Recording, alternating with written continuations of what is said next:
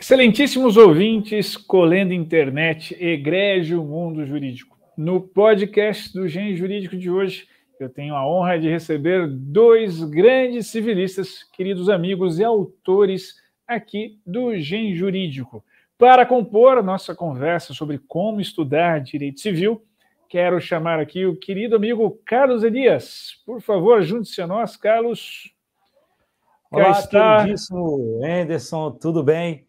Prazer Graças sempre a estar Deus. contigo, não só pela Prazer. amizade, como também Prazer pela é tua todo genialidade, meu. né?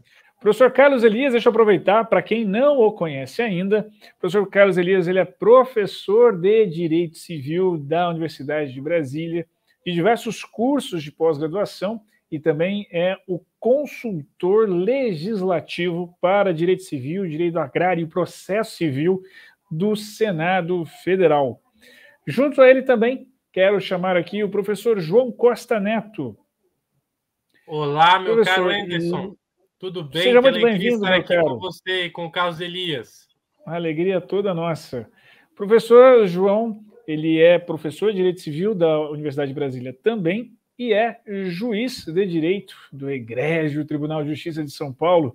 Como podem ver, nós estamos aqui com dois grandes nomes dos jovens civilistas que também só ia acontecer de lançar conosco um livro de direito civil completo num único volume. E nós vamos falar disso mais ao final. Mas antes disso, vamos conhecer um pouco a trajetória deles. Primeiro, pela pergunta, por que direito civil, meus caros? O que foi que chamou a atenção em vocês em direito civil? João, posso começar, João? Com João, certeza, claro, meu amigo. O direito civil, e alguns podem achar que é arrogância de civilista, mas o direito civil, para mim, é o ramo do direito mais cosmopolita e mais amplo que tem. A realidade é que o direito civil, historicamente, ele deu a base para todos os demais ramos do direito. Por exemplo, teoria dos fatos jurídicos, é algo que foi a civilística que desenvolveu e que os outros ramos utilizam. Até o direito público também utiliza. É claro que os fundamentos são diferentes, em nenhum momento estou dizendo que o direito civil é superior aos demais, não é isso, mas o direito civil ele é um ramo que, para pessoas que gostam de falar de tudo propriamente, é um ramo muito hospitaleiro para esse tipo de mente. E eu sempre fui uma pessoa muito curiosa, eu gosto de conversar de tudo sobre tudo. Eu até desisti disso, mas eu gostaria de ser formado em todos os tipos de curso e conversar sobre tudo, porque eu tenho uma visão muito ampla das coisas. Eu gostaria de poder ser aprofundado em tudo, mas eu percebi que é impossível humanamente a gente poder falar de tudo. O direito civil foi o ambiente, o local em que eu me senti mais acolhido para ter essa interdisciplinaridade. Então, eu acho que foi isso que me atraiu no direito civil e, por isso, a minha escolha, né? João? Eu sempre me interessei muito pelo direito civil, desde a faculdade. Por exemplo, a prova prática profissional que eu fiz na UAB foi em direito civil. Eu concordo com o Carlos Elias, ou seja, o direito civil ele concentra boa parte das lógicas de justiça, das razões subjacentes a várias regras do direito que nós usamos hoje.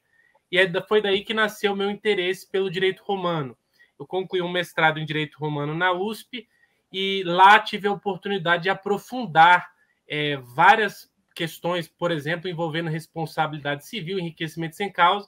Então, essa paixão ela é antiga, houve momentos de aprofundamento e certamente o direito civil também é um dos que mais dialoga com o cidadão, que mais diretamente lida com o nosso dia a dia, com o nosso cotidiano.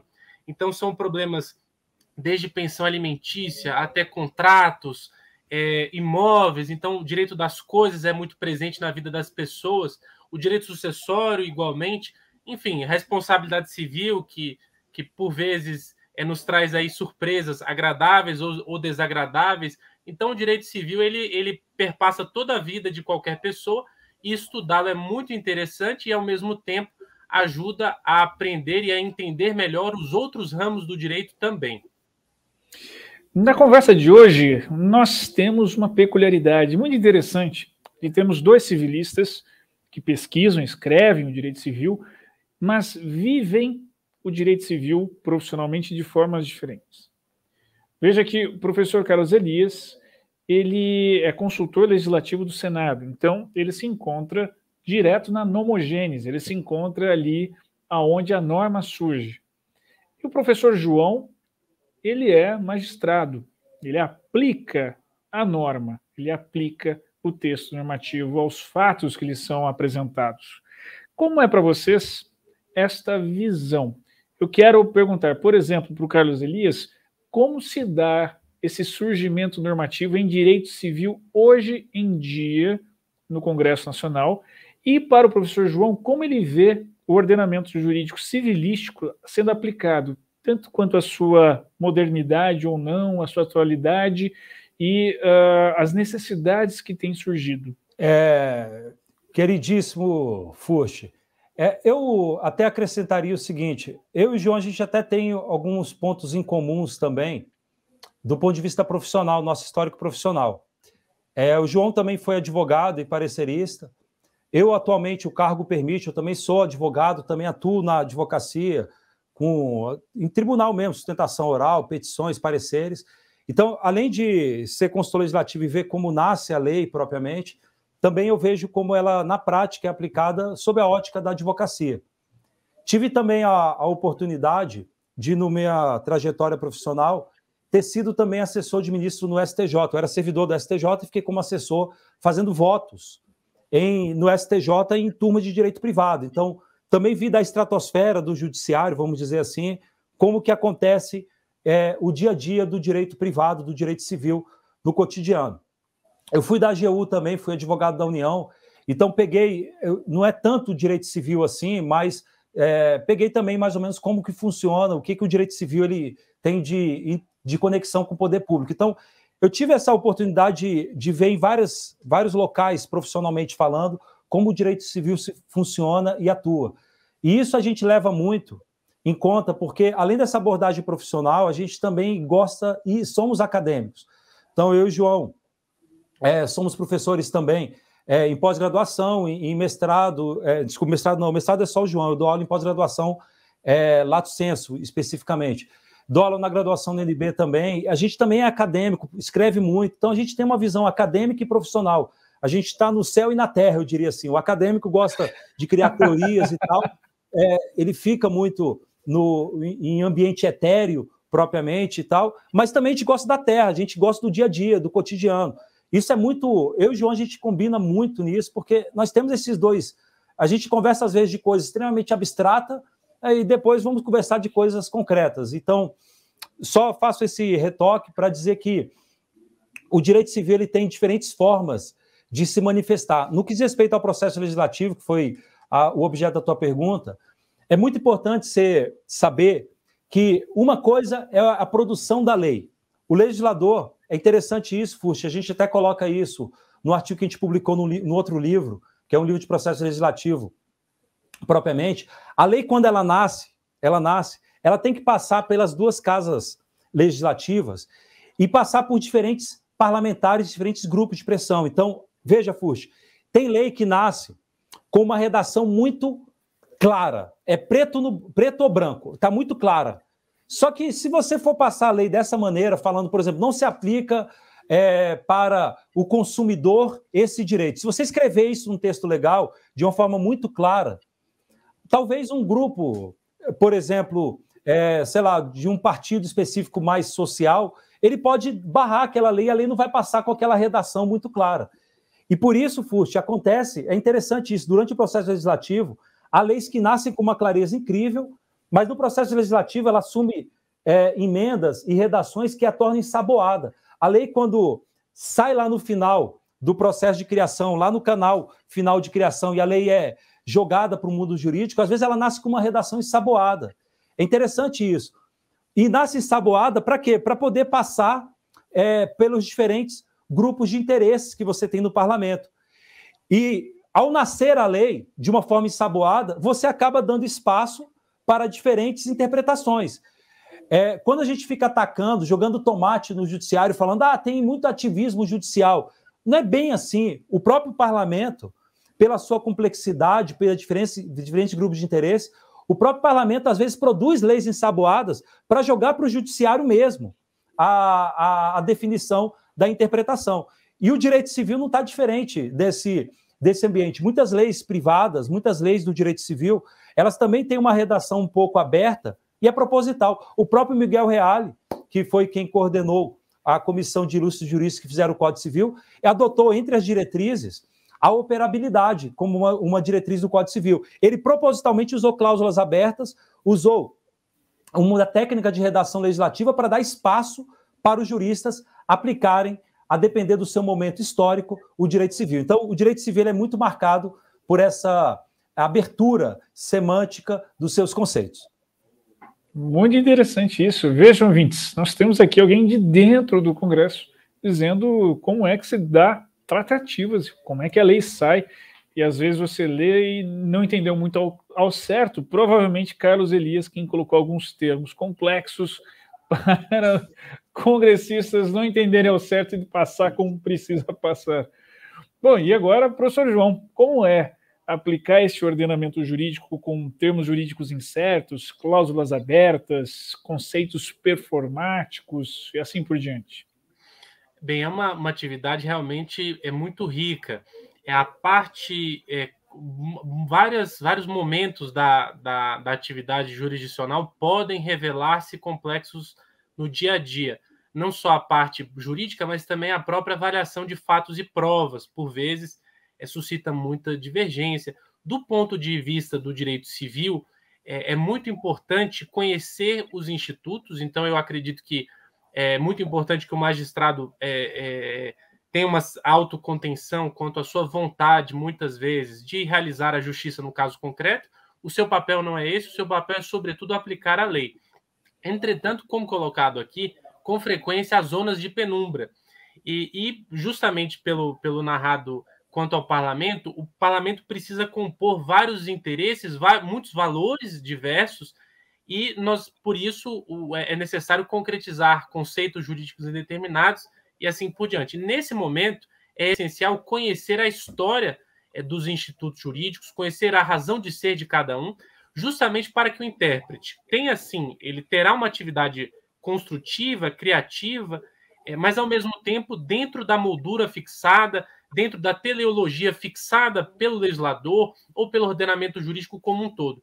E esse papel só pode ser desempenhado de maneira adequada quando se conhece a história dos institutos, a finalidade, quando se está atualizado. E, em grande parte, esse livro que nós publicamos recentemente é justamente uma tentativa, digamos, um resumo de tudo que nós estudamos numa linguagem que seja convidativa, didática, objetiva, clara, e que, ao mesmo tempo, permita que quem se inicia nos estudos ou quem está, eventualmente, na OAB, buscando aprovação em concurso, ou na OAB, ou no concurso de carreira jurídica, possa encontrar já um manual que nós talvez gostaríamos de ter lido, que nós não encontramos. Há vários manuais de muita qualidade no mercado, mas nós deixamos esse da forma como nós queríamos. E há tanto a atividade jurisdicional quanto, acredito, todas as outras, dependem justamente da boa compreensão da história e da teleologia, da finalidade, da razão de ser, do porquê dos institutos de direito civil. É assim que a atividade jurisdicional pode ser bem prestada. Muito bom. Então agora nós entramos numa parte que diz respeito ao título dessa conversa, que é de como estudar direito civil. Tenho certeza que muitos estudantes universitários, muitos concurseiros, vieram até este ponto apenas para descobrir algum segredo que dois grandes juristas teriam a ensinar sobre como estudar direito civil. Tenho certeza também que pós-graduandos estão aqui para ouvir um pouco sobre qual a metodologia do direito civil para aplicar as suas pesquisas. Então, vamos começar pela pergunta base. Como estudar direito civil e qual a peculiaridade que o estudo do direito civil deve levar em consideração? Fuxi, querido, essa pergunta é uma das mais importantes, porque ela vai guiar o leitor, ou guiar o jurista, o acadêmico, o estudante, aos seus objetivos. Para poder saber como estudar, você tem que saber qual é o objetivo. Eu e o João, a gente tem essa particularidade que nós acabamos frequentando todos os terrenos, vamos dizer assim, de estudos do direito civil. Digo, o terreno acadêmico, Então, se a pessoa quer estudar direito civil para ser um acadêmico, ele não quer produzir, não é profissional, nada, ele quer produzir teorias, escrever textos e tal. A gente vive isso, respirando isso como professores universitários de pós-graduação, e te respira isso e escreve muito nisso. Também tem o outro leitor, sem ser o acadêmico, que é o profissional. Quem é profissional não tem que ficar muito preocupado com grandes teorias e tal. Ele tem que saber a teoria no que é necessário para aplicar e resolver o caso concreto, para chutar a bola no gol logo, sem firulas nenhuma. E você ainda tem o concurseiro, ou concursando. E aí, concursando, você inclui vários grupos. O que está fazendo prova para exame da ordem, da OAB, como também aquele que está fazendo concurso para diferentes carreiras. E você tem, dentro dos concursos, 3 grupos, que é importante distinguir. Você tem o grupo de carreiras de técnicos de ensino médio, que às vezes cobra direito civil e cobra de uma forma mais rasteira, mas cai também. Você tem o grupo de analistas, vamos dizer assim, que são concursos um pouco mais sofisticados, mas que exigem um conhecimento, vamos dizer, intermediário do direito civil. E, por fim, você tem dos concursos as carreiras jurídicas finais, que são as carreiras que exigem um conhecimento extremamente aprofundado, que são as carreiras finais propriamente. Eu e João, no que diz respeito a concursos, por exemplo, a gente passou praticamente em todas. Assim, nós ocupamos cargos de carreira jurídica, fizemos concurso, enfrentamos isso e sabemos como estuda para concurso. E primeiro eu digo como estudar para concurso para concurseiros ou para concursandos. Para eles eu digo o seguinte: você precisa entender o porquê das coisas. Você tem que saber, quando você está estudando, o porquê que saiu um precedente do STJ em determinado sentido, o porquê que uma regra está escrita no Código Civil, por que foi escrito aquilo. E eu digo isso por um motivo. Nenhum ser humano consegue decorar todo o texto legal.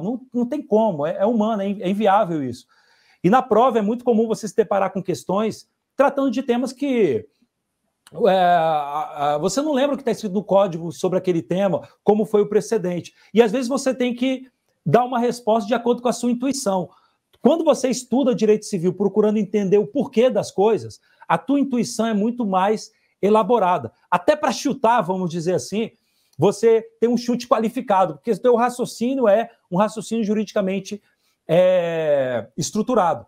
É muito importante isso, porque quando você está lendo precedentes e tudo, você acaba tendo uma facilidade maior de apreender o conteúdo.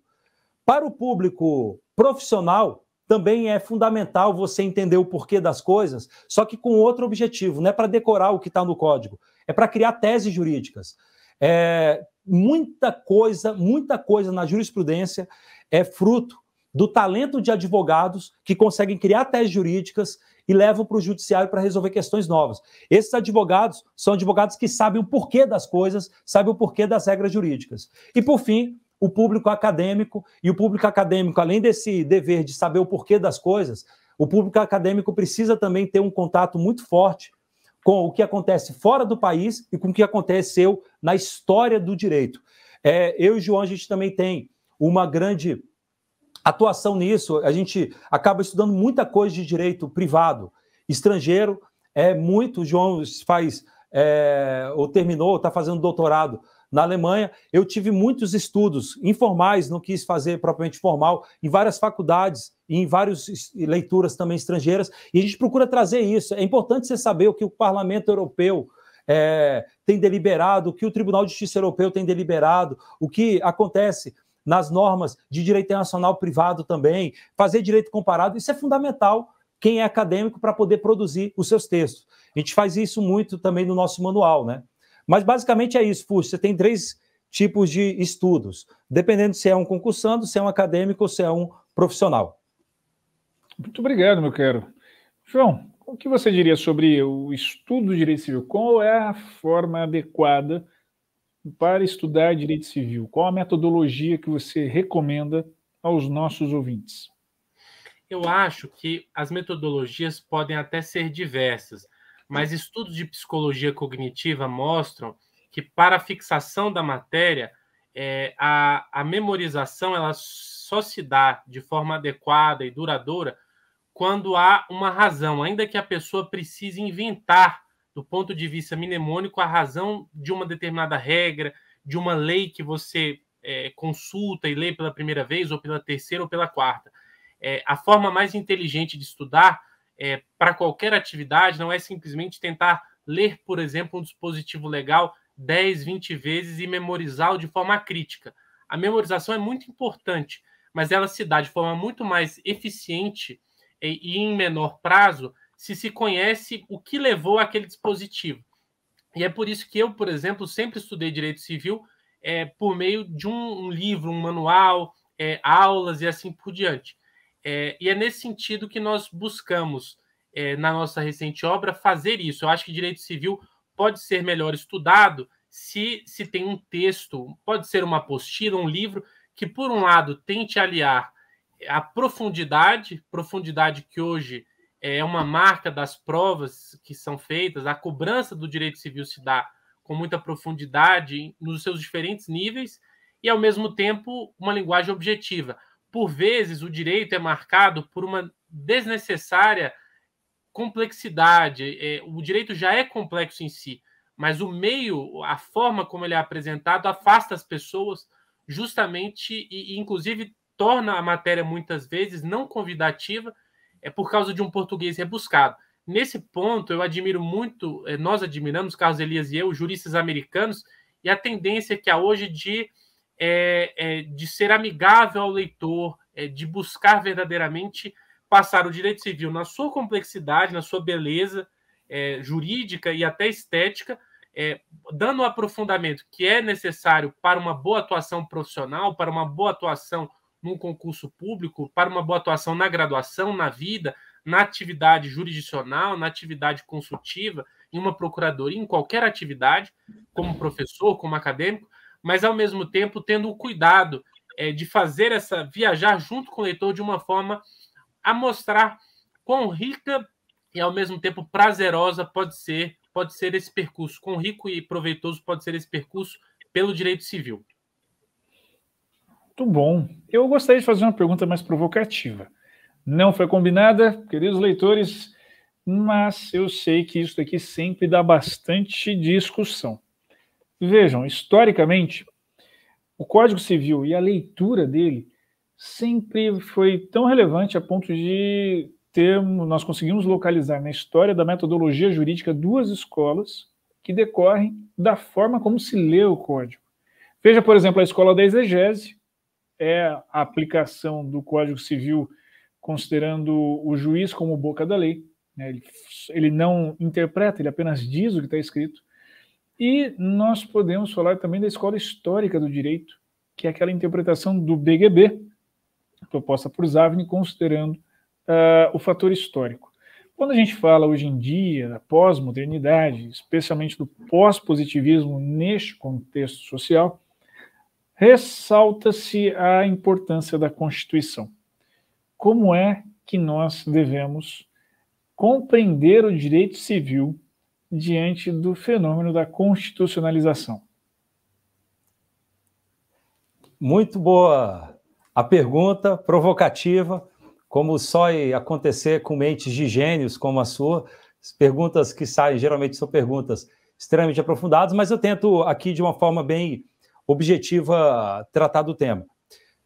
No frigir dos ovos, os diferentes tipos de juristas que nós temos, os diferentes perfis de civilistas que nós temos, chegam ao mesmo resultado prático. A bola entra no gol do mesmo jeito. Então, em 80%, 90% dos problemas concretos de direito civil, vai ter consenso absoluto, as pessoas vão chegar no mesmo resultado, porque são questões corriqueiras.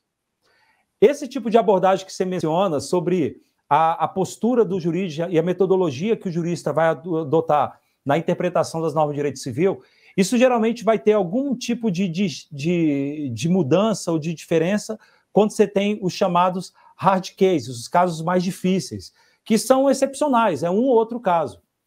E o detalhe, Furch, é que mesmo nos casos de hard case, por exemplo, discutir casamento homoafetivo, se cabe ou não cabe, mesmo jurista de metodologias diferentes pode chegar ao mesmo resultado, por exemplo, admitindo o casamento homoafetivo sem estar textualmente no código. Por quê?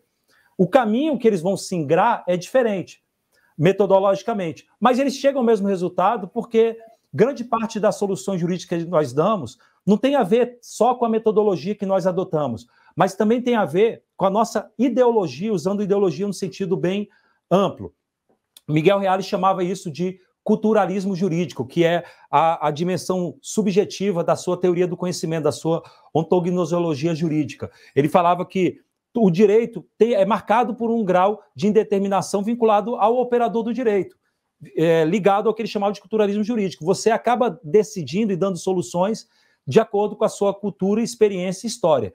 Então, só dizendo que esse debate, do ponto de vista prático, nem sempre vai ter uma repercussão, talvez para 10% dos casos que nós temos concretos. Do dia a dia, do cotidiano, o cara não pagou, posso executar a dívida, todo mundo entra em consenso. Agora, a questão é, nós temos sim um discurso muito forte de que a Constituição Federal teria uma aplicação nas relações de direito privado, e isso é verdade. A própria Constituição tem dispositivos tratando especificamente de questões de direito privado, isso não está em discussão, mas o que nós temos de debate é se eu posso ficar aplicando de forma indiscriminada preceitos constitucionais em relações de direito privado. E aí nós temos duas principais correntes de direito civil atualmente. Uma é chamada de constitucionalização do direito civil, que foi basicamente desenvolvida por grandes juristas brasileiros, como o professor Gustavo Tepedino, o professor Edson Fachin, o professor Paulo Lobo e vários outros civilistas que defendem a constitucionalização do direito civil e defendem basicamente um modelo que podemos chamar de aplicação imediata e direta de normas constitucionais em relações de direito privado. E temos um outro modelo, que é um modelo chamado de recivilização constitucional do direito civil. Eu e o João, a gente até trata disso no manual de direito civil, a gente fala dessas duas correntes. E detalhe, eu e o João, a gente teve o trabalho, vamos dizer assim, de consultar praticamente 200 civilistas de alto porte, são os civilistas que instruem os alunos e escrevem e produzem o direito. E o engraçado, Fuxi, é que entre os civilistas atuais, você tem uma divisão incrível. Eu acho que, eu nem lembro exatamente a quantidade, mas foi assim, 80 civilistas são da recivilização, 100 da constitucionalização e 20 estão no meio termo. Quer dizer, está bem dividido, até metodologicamente, as linhas de frente. E a recivilização ela é marcada por um modelo de aplicação indireta das normas constitucionais. Então, a recivilização até admite a aplicação das normas de direito constitucional e direito privado, mas, como regra geral, com a intermediação do legislador. Quer dizer, é o legislador que vai dizer se prevalece a dignidade da pessoa humana em um determinado ponto, sobre uma vertente, ou se vai prevalecer sobre outra vertente, sei lá, um intervencionismo estatal. E aí a dosagem dos princípios constitucionais vai ser feito pelo próprio legislador. E você só vai dar cartão vermelho para o legislador declarar inconstitucional quando se tratar de alguma extrapolação do razoável. Mas, no frigir dos ovos, a bola entra no gol do mesmo jeito. Se vai ser bola de gol de canela ou se vai ser de voleio, propriamente, isso é uma questão acadêmica que é importante, não estou dizendo que não é importante, mas que, do ponto de vista prático, nem sempre gera repercussões diferentes. João. Bem, eu achei muito interessante a resposta e a pergunta, claro. A nossa obra, basicamente se coloca contrária ao panprincipiologismo. Nós vivemos uma época no Brasil em que há um embate, uma tensão de diferentes formas de enxergar a atuação do intérprete, do aplicador do direito. Exatamente como colocado, muitos casos são fáceis no sentido de que há uma grande concordância quanto à forma de decidi-los. E mesmo vários dos casos que chegam a ser judicializados, também há concordância. Muitas vezes a complexidade é fática e não propriamente jurídica. As discussões giram em torno do ônus probatório ou efetivamente de um ponto controvertido que foi ou não provado. Mas do ponto de vista jurídico, o que nós entendemos é a importância de reafirmar a autonomia do direito civil. Ninguém nega, evidentemente, a prevalência, a preponderância e a superioridade hierárquica da Constituição. Mas o Brasil, diferentemente de outros países, passou por um momento, e ainda passa em parte, em que as cláusulas gerais se tornaram verdadeiros coringas argumentativos, em que houve uma banalização dos princípios. E no que nós buscamos fazer e mostrar é que o direito civil pode ser entendido na sua complexidade, de uma forma consistente, racional, lembrando de muito do que há no direito romano, embora de uma forma muito rápida, muito objetiva, para que realmente o leitor possa entender, memorizar e levar aquilo consigo, eventualmente até melhor aplicá-lo numa prova discursiva e assim por diante. Mas é possível entender que há, sim, uma certa margem, uma porosidade dos conceitos, mas sem violar os ditames do Estado de Direito. Ou seja, não é porque há uma certa abertura, uma certa ambiguidade nas normas, que tudo vale, que um texto normativo, a norma é o que eu quero que ela seja. De forma alguma, não é isso. E nós entendemos que boa parte da recuperação do Estado de Direito, da previsibilidade, da segurança jurídica, da isonomia na aplicação das normas, depende de recivilizar o direito civil. Ou seja, entender que, obviamente, o Código Civil e todas as leis civis estão abaixo da Constituição, mas que as normas constitucionais não podem servir de coringas argumentativos para subverter por completo a lógica que consta do Código Civil, histórica, que tem muitas vezes 1.500, 2.000 anos. E se isso ocorrer, se essa mudança, claro, nós não precisamos estar presos a um modelo antigo, embora muitas vezes esse modelo seja muito bom e eficiente. Mas se nós quisermos mudar, que seja por meio do parlamento, de uma escolha, e não simplesmente por meio de viradas interpretativas, muitas vezes com pouquíssima base na vontade tanto do povo e dos representantes do povo, quanto ao mesmo tempo sem uma base democrática, que é essencial, em geral. Bom, como vocês puderam ver, pelas respostas à pergunta anterior, o quanto de conteúdo doutrinário, de debate interessante que nós conseguimos extrair de dois brilhantes professores como Carlos Elias e João Costa Neto. E o que eu tenho de novidade a contar para vocês é que eles estão lançando aqui, pelo GEM, uma obra de direito civil completa. E é sobre isso que eu quero falar agora para vocês. Eu gostaria de perguntar aos próprios autores o que é que eles destacariam de inovação, de ideia nova, de diferencial para os leitores se interessarem em conhecer mais. Eu confesso, eu sou o primeiro leitor da obra, né? Eu li primeiro antes de todo mundo e devo dizer que aprendi muito e fiquei interessado por ela, tanto que insisti muito para que o GEM abraçasse essa obra. Então agora quero ouvir dos próprios autores o que é que eles destacam para os nossos leitores. Querido Fuxi, a gente teve a honra de contar com a magia editorial, como você gosta de falar, de um jurista de alto porte que foi o seu, que deu para a obra uma coroa muito marcante e simbólica para a gente. Então, te agradeço muito o teu trabalho, a tua dedicação incansável para que a editoração da obra fosse feita de uma forma adequada. Agora, o que a obra tem, e eu acho que é fundamental a gente deixar isso muito claro para os nossos queridos amigos e amigas que vão, esperamos, ler a nossa obra. Eu e o João, a gente meio que... Eu acho que a gente é muito parecido nisso.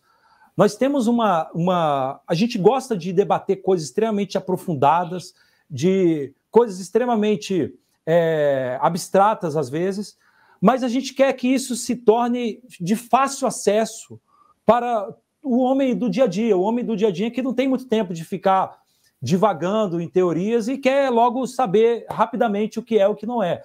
A gente vive uma era de Twitter, em que grandes questões extremamente complexas as pessoas querem resumir em um tweet de 3 linhas, rapidamente e tal.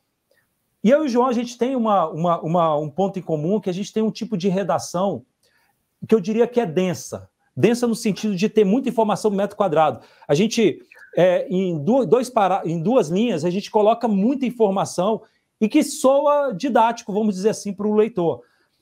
Esse tipo de redação nossa casou com a ideia de fazer um manual de direito civil com o máximo de densidade possível e, ao mesmo tempo, didático para o leitor. Qualquer um consiga ler, tenha a facilidade de aprender o conteúdo. Com um detalhe, Fuxi, com um detalhe de que nós queremos alcançar os diferentes tipos de leitores. Então, o leitor acadêmico, por exemplo, não se engane, a obra é essencial para quem vai fazer mestrado, doutorado, etc. Por quê?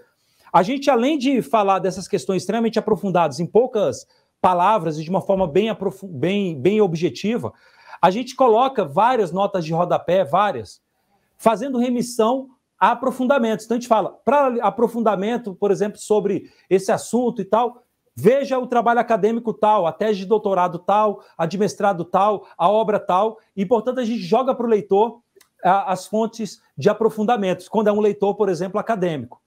Como eu e o João também temos muita atuação, vamos dizer assim, muito estudo de direito comparado, é corriqueiro na obra a gente colocar, às vezes, capítulos ou notas de rodapé falando, olha, para saber como é na Espanha, veja aqui como é na Holanda, é assim, na Alemanha, e vários países. Você vai encontrar na obra um passeio global, você vai ter momentos que a gente fala do direito francês, direito alemão, direito holandês e vários outros direitos, até de vários países, porque a nossa ideia é que o leitor acadêmico, por exemplo, saiba onde pesquisar e aprofundar o conteúdo. A obra já nasceu com esse perfil e as próximas edições, inclusive, a tendência é a gente aprofundar um pouco mais isso ainda para poder dar uma visão muito ampla para o leitor.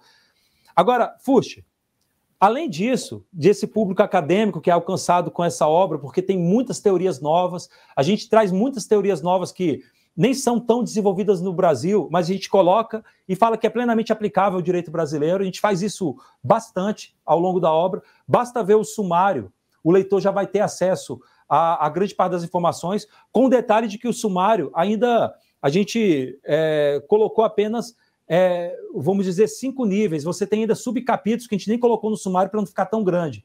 Mas o leitor vai ver que é bem dividido o conteúdo, é muito setorizado, é muito fácil a leitura. Só que além desse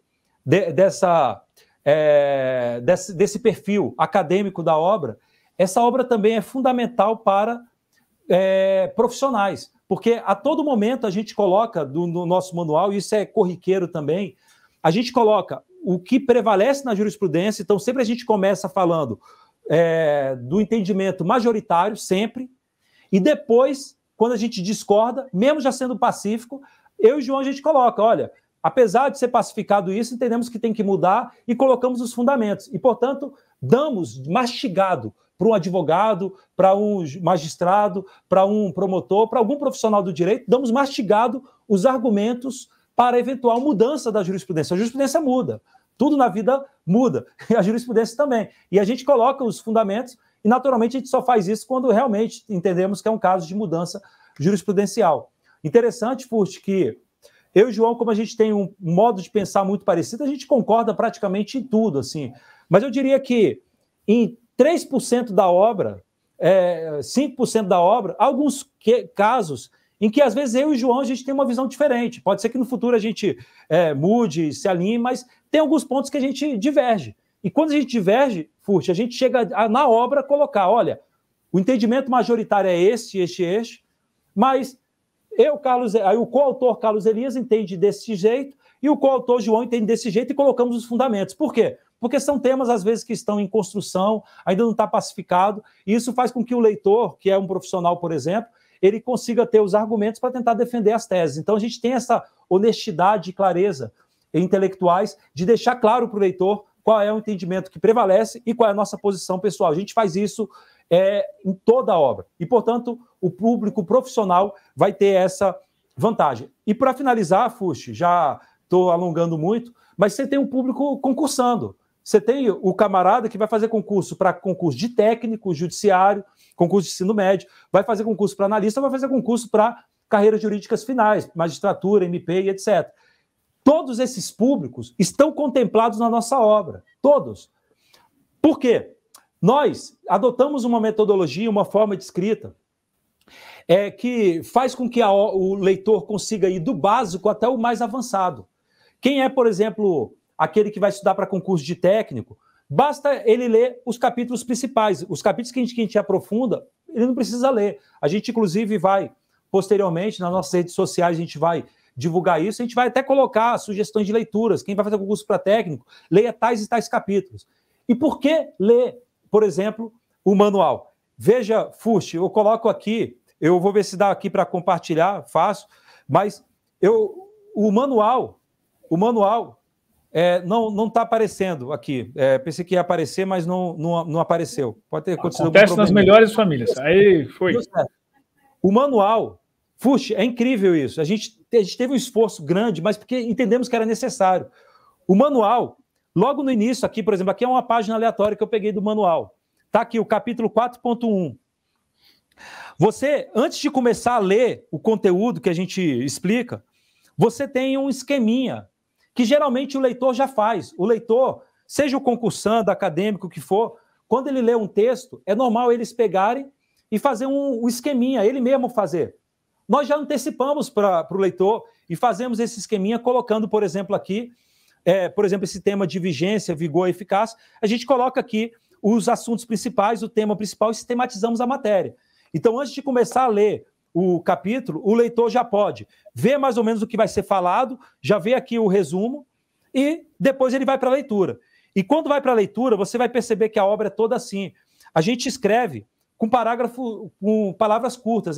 Vai ser muito raro você encontrar na obra parágrafos, sei lá, de 10 linhas, sem nenhum ponto final. Isso não acontece. Geralmente a gente usa, no máximo, quando é período composto, um período composto com 2 orações. A gente procura ser mais objetivo, por quê? Porque é pacífico isso, em entendimento de psicologia e de memorização, que o leitor, quando ele começa a ler um parágrafo muito longo e tal, ele se perde no meio, dá bug na cabeça, ele vai e abandona.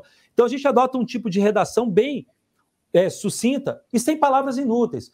Não tem eruditismo vazio. Apesar de eu e João a gente gostar muito de português, a gente fica debatendo às vezes várias questões de português aprofundado, a gente gosta de português aprofundado, mas a gente fala, olha, a leitura erudita, isso é para literatura, é para deleite do espírito e da alma, não é para leitura no manual. No manual a gente usa uma redação para o dia a dia. Dificilmente o leitor vai encontrar palavras que ele precisa olhar no dicionário e tal, porque a gente usa as palavras bem comuns. E o detalhe, Fust, só para terminar, em nota de rodapé para o público concursando, a gente, como eu e o João, a gente também fez concurso, a gente foi aprovado em vários concursos jurídicos também, a gente sempre teve estudo para concurso. A gente faz questão, às vezes, de colocar nota de rodapé. Então, eu cito aqui, por exemplo, nessa página, você vai ver aqui, por exemplo, que tem a nota de rodapé 9 aqui. A nota de rodapé 9 é uma questão de concurso que a gente coloca. E por que a gente coloca questão de concurso? É para dizer o seguinte, como que cai na prova.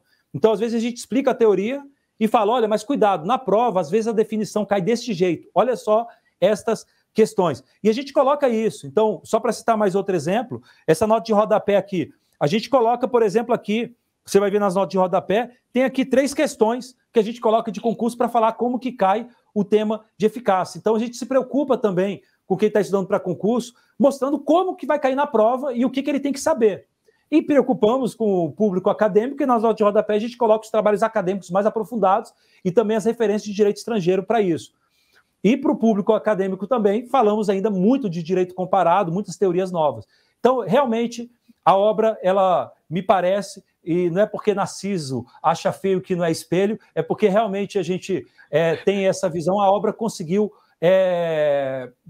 retratar aquilo que a gente queria. Finalizo, Fust, dizendo o seguinte, eu tenho dito isso, eu e João, a rigor, a gente já poderia ter lançado essa obra há uns 6 anos atrás. Assim, a obra já estava pronta. Vários alunos meus, por exemplo, já vão saber. Em aula, às vezes eu falava, tá para sair o manual e tal. Só que na hora que a gente ia mandar para a editora, a gente falava, vamos tentar aprofundar um pouco mais, vamos tentar melhorar. E aí aquela ideia nossa de tentar aprofundar ao máximo fez com que a gente fosse aprimorando a obra, aprimorando. Então eu diria que essa obra já nasce na 6ª edição, propriamente. Já é uma obra madura, propriamente porque ela já estava há muito tempo esquentando no forno e esperando o momento para nascer e sendo aprimorada. É uma obra, portanto, muito aprofundada, já amadurecida, eu diria, e claro, nas próximas edições a gente vai aprofundando mais, porque o mundo não para, o tempo não para, como diria Cazuza, né? Então tem muita coisa para falar e sempre a gente vai fazer isso e sempre mantendo a atualização. Nas redes sociais, eu e o João, a gente sempre vai manter também contatos, então é até bom o leitor quiser nos seguir lá no @Prof. Carlos Elias ou @Livro de Direito Civil, que é o perfil que o João administra. Nos nossos perfis a gente vai ficar sempre postando atualizações e tudo mais, e também novidades, como, por exemplo, aquela recomendação de leitura para diferentes tipos de concursandos. Então é bom acompanhar a gente, tanto nas nossas redes sociais, como também no própria plataforma aqui da GEM Jurídico, né? É isso, João. Desculpa ter falado muito. João, a palavra é sua. Não, excelente. Eu destaco também a existência de esquemas, tabelas e árvores genealógicas, como já foi dito. Então, por exemplo, é muito difícil aprender direito das sucessões. Como é que se resolve um caso? Como é que alguém conseguiria aprender como partilhar uma herança? Quais herdeiros herdam? Quanto herdam sem tabelas? E o livro é recheado de tabelas. E isso vale para todas as matérias. Então, são muitos organogramas. Isso auxilia muito a memorização, auxilia o entendimento da matéria. E é importante desmistificar isso. Mesmo na Alemanha, por exemplo, vários trabalhos de excelência contêm esses organogramas, e é isso que nós queremos. Ao mesmo tempo, levar profundidade, conhecimento, o direito civil da sua forma mais interessante, mas, ao mesmo tempo, respeitando o leitor, sendo convidativo e mostrando o quanto há de beleza no edifício que é o direito civil. E de tantos pontos, tantas novidades, tantas teorias, eu destacaria apenas um exemplo bobo, que não é uma das várias teorias novas que nós abordamos na obra. Mas as pessoas acham, por exemplo, que estudar enfiteuse já não tem mais lugar, que é inútil. Muitos manuais nem tratam em absoluto de enfiteuse. Mas isso cai em prova, porque embora a enfiteuse não possa ser criada, há várias enfiteuses ainda em existência, tanto as de terreno de marinha, com base na legislação especial, quanto as anteriores à vigência do Código de 2002.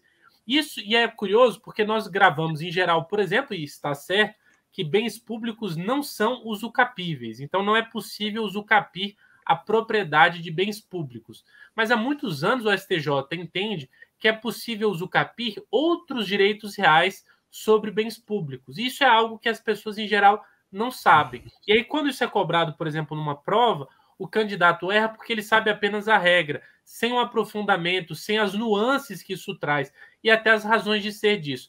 Então, isso caiu em vários concursos da magistratura, por exemplo, TRF da 2ª Região é um que me vem à memória agora. Ou seja, é possível usucapir a enfiteuse sobre bem público, quando sai de um particular para o outro. Então, imaginemos que existe uma ilha, um terreno de marinha, há uma pessoa lá, um enfiteuta, um foreiro, de repente ele abandona, chega alguém, ocupa de má fé ou de boa fé e preenche os requisitos da usucapião.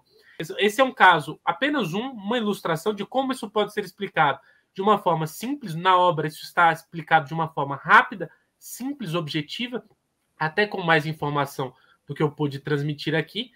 E isso é útil, isso é importante.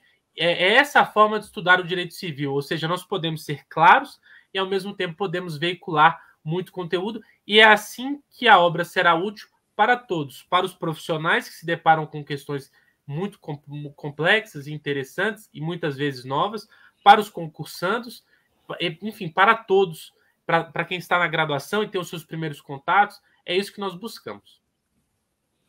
Maravilha, meus caros. Eu imagino que todas e todos que estão nos ouvindo ou assistindo nesse exato momento estão curiosas e interessados em conhecer um pouco mais desse super projeto que é lançado pelo Grupo Editorial Nacional. Quero agradecer a confiança, Carlos e João, neste grupo editorial para lançar um projeto tão arrojado, e a quem está nos ouvindo, eu recomendo fortemente, entusiasmadamente, que conheçam mais do livro de Direito Civil, volume único, que está vindo à tona para o público leitor brasileiro. Tem muito a contribuir e a endossar a importância do estudo do direito civil para um direito que traga segurança jurídica, pacificação social e, acima de tudo, a progressão, a prosperidade da comunidade que nós estamos inseridos.